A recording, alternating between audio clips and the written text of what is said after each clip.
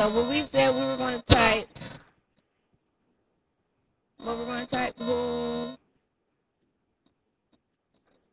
invented the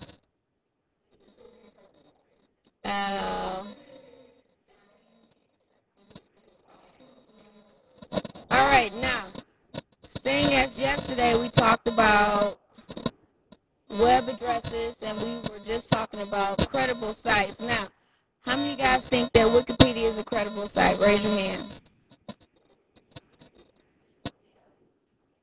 All right, how many of you guys do not think it's a credible site? Now, those of you who raised your hand,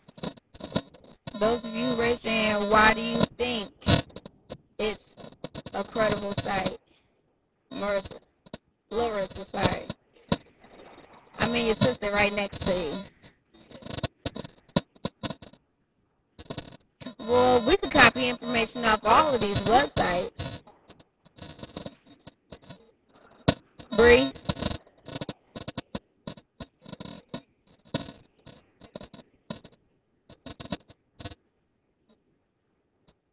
So because it gives you a lot of information, it's true, and it breaks it down for you. But isn't that, it all depends on what website you're looking at that can do the same thing, right? So, why, the people who said no, why do you think it's not a good website?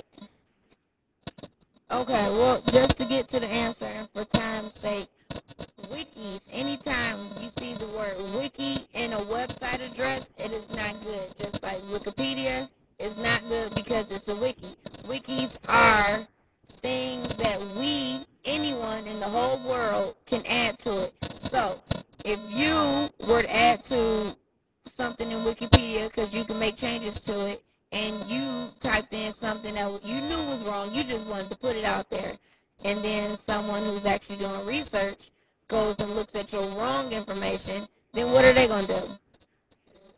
They're going to have the wrong answer, okay? So anytime you see wikis, it's something that all of us can edit, change, add to, delete, to where it's not a credible site because there's too many people that have access to that site and that can make changes to it, all right? So, looking at the first website, we're just going to look at the web addresses to see if we should even think about reading the material. So, if you look at this one, the first one, wiki.answers.com, do you think that... Oh, I didn't mean to take a picture. Do you think that this is a credible website or not? Wiki.answers.com. You guys think that's a credible website?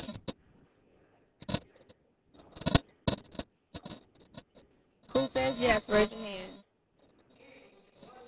All right. No, it's not. Why? Because it's a what? It's a wiki, all right? So now let's go down to the next one. How about this one? www.pchistory.org. What do you guys think? Huh? It's 50-50. Why is it 50-50? Because it's an organization, like what you just said, and that means we will have to do what? Look at more than just this website to make sure that the facts are correct, right? Right. All right. So, how about we go to it?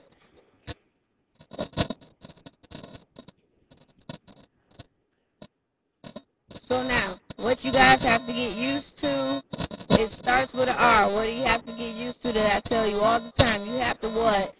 Read. You have to read. And that is something that you guys hate doing. You hate reading. But you will be forced to read in this class. So, I will read with you together right now. The story of the first true personal computer has many versions. It is over 20 years since the debut of the Altair 8800 computer in the pages of Popular Electronics magazine. But everyone connected with it tells a completely different story. Truly, success has many fathers. I, Steve Vant, was the first and last computer editor of Popular Electronics magazine, and I came on the scene after the fact. But as one of the few people who was friendly with all of the participants, I am as qualified as anyone to tell the story. The principals of the story are Leslie Solomon, former technician and director of Popular Electronics, who was often called the father of the personal computer. Les himself says he was more like a midwife. Arthur Salzberg, editor-director of Popular Electronics, who was responsible for publishing articles that brought the Altars into the world. Ed Roberts, the president of MITS Incorporated, who designed and built the Altar. Now, just from reading the first part of that, did we find our answer?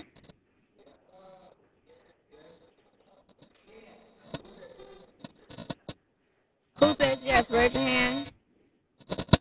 Why'd you say yes?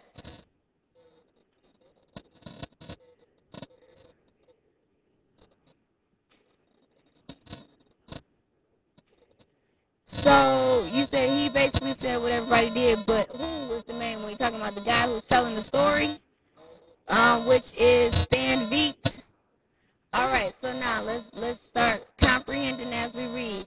It says Ed Roberts, the president of MITS Incorporated, who designed and built the Avatar. Now, what is the definition of an inventor? The person who made something. Now, if this guy designed and built it, is he the inventor? Now, you guys said that Leslie Solomon, all it says was former technician, so he's the former technician director of this Popular Electronics, and Popular Electronics is a what? What was Popular Electronics? A magazine, thank you. All right, so he's the technical director of this magazine, and he was often called the father of the personal computer. But then you see in parentheses it says, Les himself says he was more like a midwife. Who knows what a midwife is? Bree. The midwife, hold on one second, please. Alright, so some of you guys don't know what a midwife is. Well, in a short, simple way of saying it, when someone gives birth, right, and they don't want to go to the actual hospital and have the actual doctor do it. Now, the doctor is the head person, right? Okay, so now this midwife might come to your house and might deliver the baby for you. So she has the credentials to deliver the baby, but she's not actually the what? The doctor. She's not actually the person with the top end credentials, right? So now if he says he was more like a midwife, who's the doctor? Ed Roberts. Why would Ed Roberts be the doctor? Because he what? He designed and built it. So therefore he is the what? Starts with an I? He's the inventor.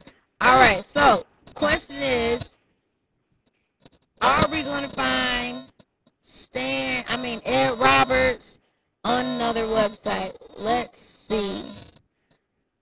Let's go back.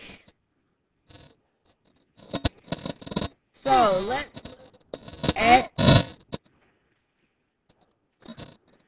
let's look at this one.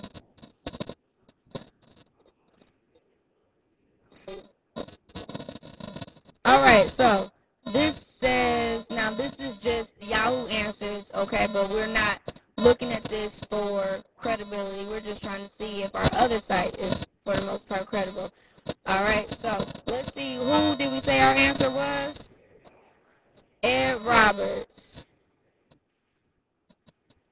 Alright, so we see Ed Roberts' name right here. While serving at Air Force Weapons Laboratory at Kirkland Air Force Base, Ed Roberts and Forrest M. Mims decided to use their electronics background to produce small kits and rocket hobbyists.